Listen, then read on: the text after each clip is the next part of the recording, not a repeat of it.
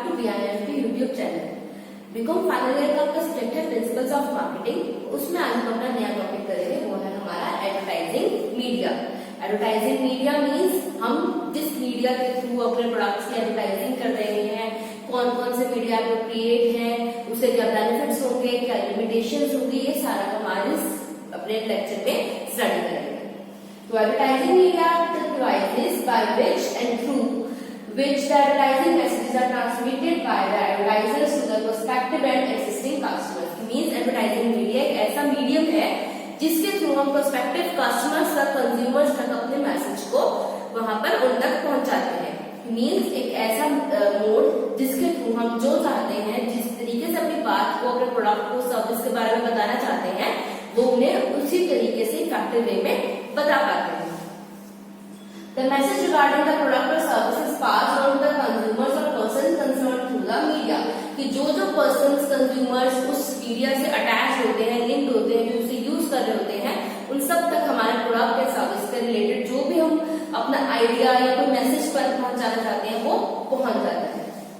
In advertising media are the facilitating functions and constitute an industry. Means advertising में जो media होता है एक इंडस्ट्री है कि कौन सा मीडिया आप चूज करोगे, वेदर टेलीविजन मोड यूज करोगे उसका, या रेडियो पे करोगे, या सोशल मीडिया चैनल्स लोगे, किस तरीके से आप अपने प्रोडक्ट को प्रमोट करना चाहते हो, टेलीविजन पे भी कौन कौन से चैनल्स पे करना चाहते हो, ये सारी चीजें बहुत ही इंपॉर्टेंट है जब हम अपने किसी प्रोडक्ट को एडवर्टाइज करते हैं।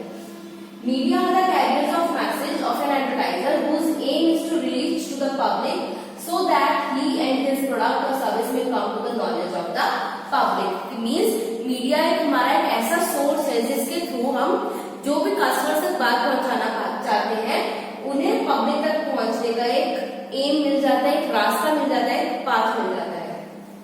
एंड रिटर्न पब्लिक में turn to him and his product का सर्विस। उसका ऑपोजिट क्या होता है, रिजल्ट में हमें मिलता है कि जो पब्लिक के पास मैसेज पहुंचा है, अगर वो मैसेज से हमें मतलब उन्हें लगता है कि हाँ हमें प्रोडक्ट या सर्विस यूज करनी चाहिए, तो वो इन रिजल्ट हमें वो मतलब हमसे वो सर्विस या जो प्रोडक्ट है वो परचेज करती है, तो हमें भी बेनिफिट होता है, कस्टमर को भी बेनिफिट होता है, दोनों को नॉलेज, वैल्यूएबल इन्फॉर्मेशन मिल जाती है।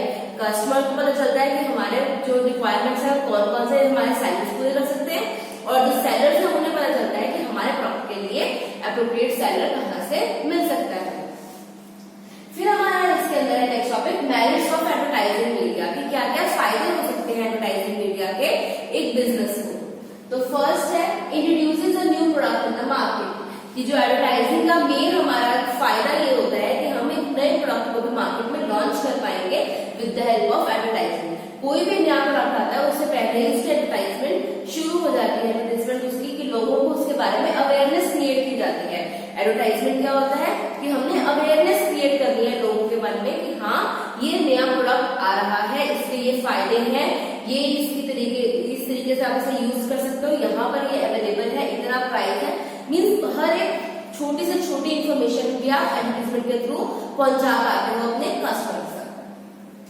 Advertising plays significant role in the introduction of a new product in the market. It stimulates the people to purchase the product. Stimulates mean उन्हें force करता है एक तरीके से indirectly कि वो उस प्रोडक्ट को परचेज कर लें। जब वो नए प्रोडक्ट के बारे में इतना पॉजिटिव बातें बताते हैं, उसके फीचर्स बताते हैं, उसकी फंक्शनिंग बताते हैं, तो लोगों में क्यूरियोसिटी जागती है कि हमें भी ये प्रोडक्ट यूज करना चाहिए।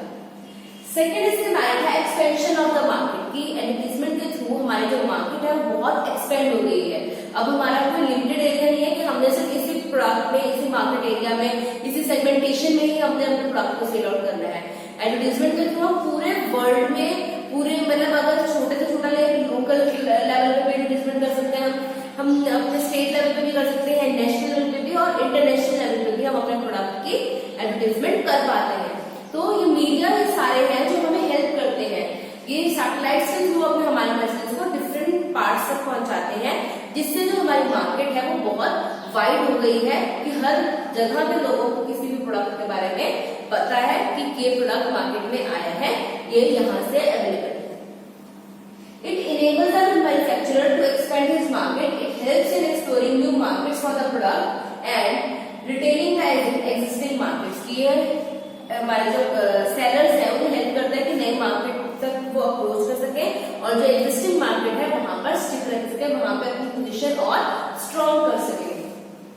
It plays a sheet anchor role in widening the market for manufacturers' products, even by conveying the customers living at the far-flung and remote areas. It means ये एज ए शीट काम करते हैं कि वो हर तरीके की इंफॉर्मेशन को provide करते हैं, चाहे कस्टमर कितना ही दूर क्यों ना हो, उसे वहां पर भी वो सारी इंफॉर्मेशन मिल जाती है with the help of advertisement. Third है हमारा इसका बेनिफिट इंक्रीज सेल। एडवर्टीजमेंट के हेल्प से हमें जो हमारी सेल्स है बहुत इंक्रीज हो रही है डे बाय डे। क्यों? क्योंकि हम ऑनलाइन भी सर्विसेज प्रोवाइड कर रहे हैं, जो अगर बहुत दूर है वो खुद जाकर नहीं वहां पे ले सकते, तो एडवर्टीजमेंट देखकर वो ऑनलाइन परचेज भी कर लेते हैं। तो क्योंकि हमारी मार्केटिंग तो बहुत बड़ा कॉन्सेप्ट हो चुका हुआ है आज के डेट में, ये नहीं कि आपने वहीं पर जाकर खरीदना है। मार्केटिंग में ऑनलाइन मार्केटिंग का कॉन्सेप्ट भी है, आप ऑनलाइन भी किसी प्रोडक्ट को मंगवा सकते हो, लेकिन आपको जब नॉलेज होगी तभी आप मंगवाओगे। तो वो नॉलेज हमें एडवर्टाइजिंग मीडिया प्रोवाइड करता है कि वो आप कोई भी अपना मोबाइल के कोई भी फीचर खोलो तो वहां पे आपको किसी न किसी प्रोडक्ट की एडवर्टाइजमेंट तो दिख ही जाती है। तो इस तरीके से लोगों में अवेयरनेस होती है, उन्हें पता चलता है कि हाँ ये फ्लिपकार्ट पे अवेलेबल है, ये अमेजन पे है, फर्स्ट क्राई पे है, ये जो भी हमारे डिफरेंट साइट्स है कहाँ पर है, ये सारी चीजें हमें पता चल जाती है। Advertisement facilitates mass production of goods and increases the volume of sales. In other words, sales can be increased with additional expenditure on advertising. With every increase in sales, selling expenses will decrease. कि जैसे जैसे हमारी sales increase होती रहती है, हमारे जो expenditure है, सेल एक्सपेंडिचर है, वो डिक्रीज होते रहते हैं। इनिशियल स्टेज पे आपको एडवर्टाइजमेंट पे जो आपने कॉस्ट लगाई है, अपनी इन्वेस्टमेंट की है, वो आपको ज्यादा लग सकती है, लेकिन जैसे जैसे हमारा टाइम स्पेंड बढ़ता रहता है, हम अपने प्रोडक्ट की सेल इंक्रीज करते रहते हैं, तो हमें वो एक्सपेंसेस हमारे कवर हो जाते हैं। क्योंकि ये वन टाइम मतलब हमारी जो इन्वेस्टमेंट होती है, जो इनिशियल स्टेज होती है, उसके बाद हम जितने चाहे मोड उसमें मीडिया ऐड कर सकते हैं कि हमने ऑल सोर्सेस जितने भी हमारे एडवर्टाइजमेंट के वो सारे चूज कर रहे हैं, कोई पर्टिकुलर एक को लेकर चल रहे हैं। फिर है नेक्स्ट इसका फाइट्स कॉम्पिटिशन, कि advertising is greatly helpful in meeting the forces of competition prevalent in the market. Continuous advertising is very essential in order to save the product from the clutches of the competitors. कि competitors से भी compete करने के लिए advertisement एक बहुत ही important tool है। उसकी हेल्प से हम एक मार्केट में लोगों में एक नॉलेज बनाए रखते हैं, एक अवेयरनेस बनाए रखते हैं कि हमारा प्रोडक्ट भी है। अगर जैसे फॉर एग्जाम्पल सिर्फ अगर हम डिटर्जेंट पाउडर्स की बात करें तो बहुत सारे डिटर्जेंट पाउडर्स हैं। अगर सिर्फ टाइड ही हम एडवर्टाइजमेंट करें, निर्मा, घड़ी या और भी बहुत सारे ऐसे हैं हमारे प्रोडक्ट्स, डिटर्जेंट पाउडर्स हैं, अगर वो ना करें तो मार्केट तो सिर्फ टाइड ही बढ़ेगी, लेकिन अगर सब रिन या जो भी हमारे इतने सारे डिटर्जेंट पाउडर्स हैं, इतनी उनकी एडवर्टाइजमेंट आती है कि सब अपनी कर रहे हैं, सब कंपीट कर रहे हैं आपस में, कि सब एक को मतलब फेस टू फेस वो कंपटीशन कर रहे हैं। ये नहीं है कि कोई पीछे है, कोई नया है। अगर कोई एक अपना प्रोडक्ट की एडवर्टाइजमेंट चेंज करता है तो सेम टाइम दूसरी कंपनी जो उसका कॉम्पिटिटर होता है वो भी अपने प्रोडक्ट की एडवर्टाइजमेंट चेंज कर देता है। फिर है इनहेंसेस गुडविल, ये एडवर्टाइजमेंट से हमारी जो गुडविल है वो इंक्रीज होती है, कि लोगों में अवेयरनेस ज्यादा बढ़ती है।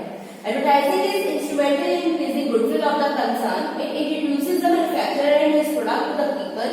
Repeated advertising and better quality of products brings more reputation for the manufacturer and enhances goodwill for the concern. कि मीन्स जब हम बार-बार रिपीटेड एडवर्टाइजिंग करेंगे किसी प्रोडक्ट की, और वो भी प्राइम टाइम पर या किसी भी टाइम पर जब वहाँ पे कोई ज्यादा हमें लगता है कस्टमर्स हमारे प्रोडक्ट को एडवर्टाइजमेंट को देखेंगे, तो वहां पे क्या होगा, सेल्स इंक्रीज होगी, तो आपकी एक रेपुटेशन भी बनेगी कि ये जो हमें प्रोडक्ट दिखा रहे हैं, जो हमें शो कर रहे हैं, वो एक्शन में भी वैसी सर्विसेज प्रोवाइड कर रहे हैं। इससे क्या है, हमारी गुडविल जो है कंपनी की वो इंक्रीज हो जाएगी। फिर है एजुकेट द कंज्यूमर्स। इसका ये भी फायदा है कि ये कंज्यूमर्स को एजुकेट करता है कि किस तरीके से आपको कौन सा प्रोडक्ट बेनिफिशियल होगा, उसके यूजेस क्या है, उसकी फंक्शनिंग क्या है।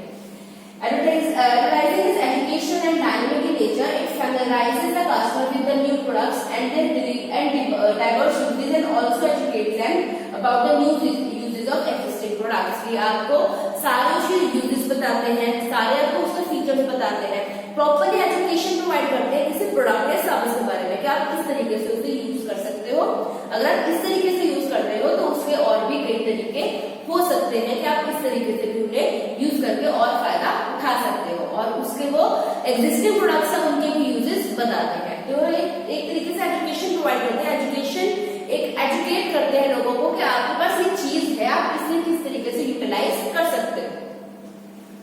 फिर है एलिमिनेशन ऑफ मिडलमैन, कि एडवर्टाइजिंग की हेल्प से हमारा जो मिडलमैन का कॉन्सेप्ट था वो हम एलिमिनेट कर पाते हैं। क्यों? क्योंकि हमें ज्यादा से ज्यादा लोगों को जोड़ने की जरूरत नहीं है। हम एक बार अपने एडवर्टाइजमेंट में सारे उसके फीचर्स बता देंगे। आप कोई भी एडवर्टाइजमेंट देखो उसमें प्रॉपरली बताया होता है कि आपने किस तरीके से किसी चीज को यूज करना है। तो आप उसे देखकर आपको किसी थर्ड पार्टी की जरूरत नहीं है, किसी मिडिल मैन की जरूरत नहीं है कि वो भी आगे कस्टमर्स को किसी प्रोडक्ट के सर्विस के जो यूजेस है उसके फीचर्स के बारे में बताए। फिर है बेटर क्वालिटी प्रोडक्ट्स, कि जो हमारे इससे एक हमारा और भी एडवर्टाइजमेंट से होता है कि हमें बेटर क्वालिटी प्रोडक्ट्स ही बताने पड़ते हैं, हमें क्वालिटी मेंटेन करके चलते हैं। Different goods are advertised under different brand names. A branded product assures a standard quality to the consumers. The manufacturer provides quality goods to the consumers and tries to build their confidence in this product. It means अगर कोई product पे advertisement कर रहा है, उसको इतना पैसा लगा रहा है, तो वो क्वालिटी भी तो मेंटेन करेगा कि लोग एडवर्टाइजमेंट देख के अगर कोई प्रोडक्ट खरीदे उसे वैसी क्वालिटी ना मिले तो आगे तो कोई उस प्रोडक्ट को नहीं खरीदेंगे।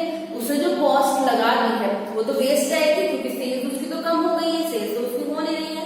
तो वो अपने सेल्स को बढ़ाने के लिए, प्रॉफिट को एनहांस करने के लिए वो क्वालिटी मेंटेन करके हमेशा चलेगा। इससे क्या होगा, कस्टमर्स को ये बेनिफिट होगा कि उन्हें हमेशा एक क्वालिटी प्रोडक्ट ही मिलेगा। फिर है सपोर्ट द सेल्समैनशिप, ये सेल्समैनशिप को भी सपोर्ट करता है कि जो लोग मतलब जो सेल्स काउंटर में लोग किसी के प्रोडक्ट के फीचर्स के बारे में बताते हैं तो वो उन्हें अगर दिखता भी है, किसी सेलिब्रिटी कोई दिखा रहा है, उसके फीचर्स बता रहा है, उसके यूजेस बता रहा है और सेम वो सेल्समैन में दिखा रहा है, तो दोनों में एक सपोर्ट हो जाएगा कि हाँ ये तो मैंने एडवर्टाइजमेंट में भी देखा था कि ये सेलिब्रिटी उसे ये दिखा रहा था, ये उसे प्रमोट कर रहा है, तो यानी जो सेल्समैन है वो सही बोल रहा है, मुझे ये चीज लेनी चाहिए। तो मतलब उन्हें एक सपोर्ट प्रोवाइड होता है with the help of advertisement.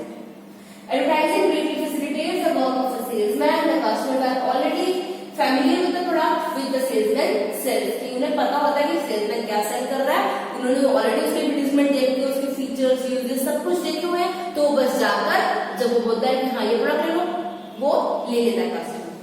फिर हमारा मोर एम्प्लॉयमेंट अपॉर्चुनिटीज, कि इससे एडवर्टाइजिंग की तरफ से हमें बहुत सारी अपॉर्चुनिटीज एम्प्लॉयमेंट की भी बढ़ गई है।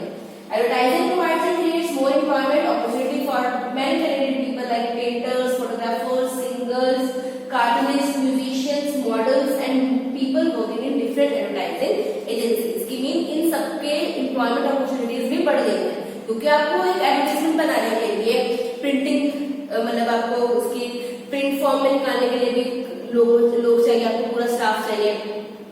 अगर आपको इनेक्ट करवाना है तो उसके लिए भी लोग चाहिए, आपको मॉडल्स चाहिए, आपको किसी जगह पर कन्वे करना है, मतलब आपको हर सोर्स के लिए हर जगह पर जहां पे आपने एडवर्टाइजमेंट करनी है वहां पे आपको स्टाफ की रिक्वायरमेंट होती है। इससे क्या होगा कि एम्प्लॉयमेंट अपॉर्चुनिटीज बढ़ जाएगी।